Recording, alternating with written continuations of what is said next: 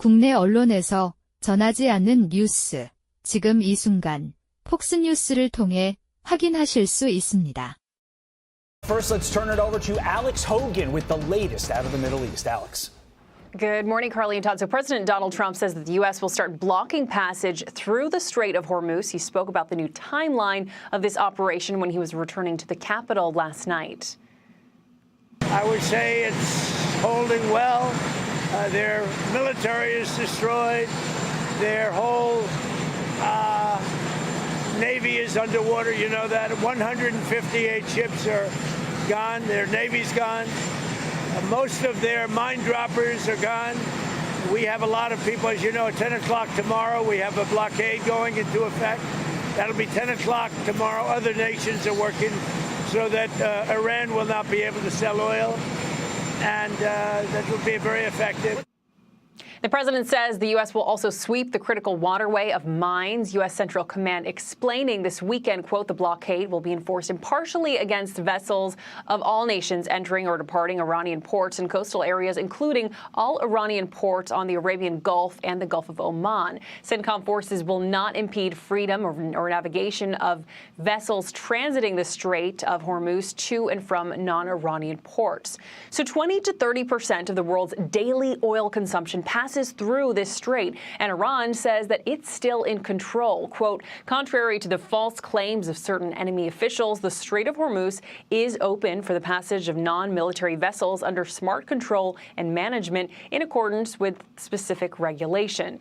So disagreements there after talks also stalled just a day earlier. 21 hours of negotiations this weekend ended with no deal, and the U.S. delegation is now returning home. Wall Street Journal reporting this weekend, quote, regional countries are racing to bring the U.S. and Iran back to the negotiating table. A second round of talks could be held within days. That's according to one official. Vice President J.D. Vance presented a final offer to Iran, which included things, red lines, like ending uranium enrichment, ending funding to groups like Hamas, Hezbollah, and the Houthis, and fully opening that strait with no more tolls. Guys, back to you. All right, Alex Hogan, live for us in Washington. Alex, thank you. Let's bring in retired Navy SEAL and host of the Everyday Warrior podcast, Mike Sarelli. Mike, great to see you. Thank you for joining us. So this naval blockade begins at 10 a.m. today. The goal is, of course, to make sure that Iran doesn't profit off of controlling the strait by collecting these tolls. So what's it going to take to secure this waterway? Well, Carly, I think Trump is doing this smart. He's essentially making the Strait of Hormuz the center of gravity for any future operations. But I mean, you're talking about mine countermeasures. You're talking about persistent maritime patrols, similar to what we saw in Venezuela, because the biggest threat are the IRGC fast boats, which were built for maritime harassment. But you're going to see a lot of assets move into the region, both surface and subsurface, or submarines, to detect these IRGC fast boats. And then, of course, convoys, escorted convoys as well for those ships visiting non-Iranian ports. And separately, there is also an effort to remove the mines Iran dropped in the Strait of Hormuz. President Trump talked about that with Maria Bartiromo yesterday.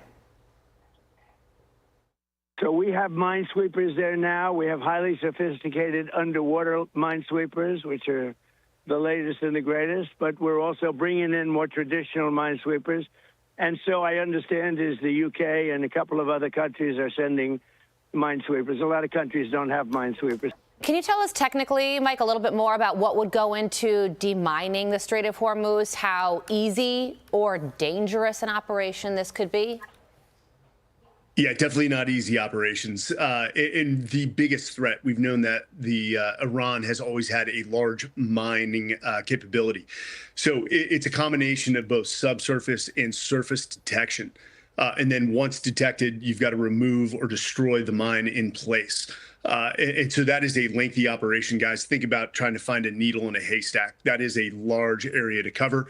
It will take some time, but the U.S. alongside our NATO allies, which I'm glad they finally found a spine and a map, to assist us. It is going to be a lengthy operation, but one that can be done. Okay, so there's also reports that China may have sent a shipment of shoulder-fire missiles to Iran, although the intel on that is not definitive. The president also spoke about that yesterday with Maria, said that if that's true, a 50% tariff will be issued against China and any country that helps Iran. But when it comes to the weapon itself, the shoulder-fire missile, how important is that for Iran to have? It's extremely important, I mean, because we've degraded their anti-aircraft capabilities. And guys, there was a lot of indications that it was a fired weapon that took down the jet over southwest Iran. So they are a danger. They are a threat, especially for low-flying aircraft. But if this is what China's doing, and intel will corroborate and confirm if that is the truth, it's actually not in their interest.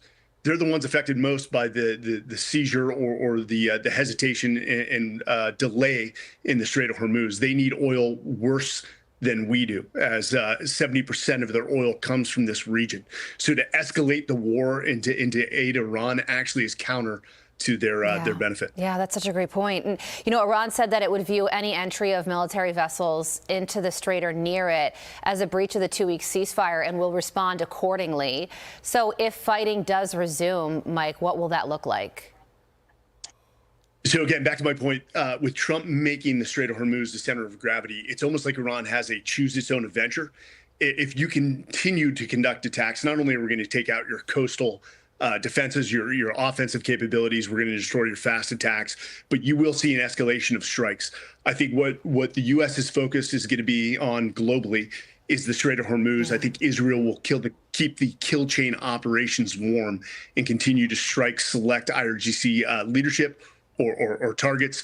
This war is not over by any means, and I don't have much faith that a second round of talks with Iran coming in with their fanatical, unrealistic view of the situation and the world, those are most likely to fail as well. So this may go on for a few more weeks as we continue to eradicate this regime. Yeah, and President Trump yesterday says that he believes when it comes to diplomacy that Iran will ultimately agree to give up their nuclear ambitions. They haven't so far. Maybe it will only be a matter of time if we continue to put pressure on them militarily, but we will be watching and waiting to see how this all unfolds. Mike, thank you so much for joining us once again this morning. We appreciate it as always. Thanks, Carla. Be sure to like and subscribe for all the Fox News latest on YouTube and catch full shows streaming now on Fox One.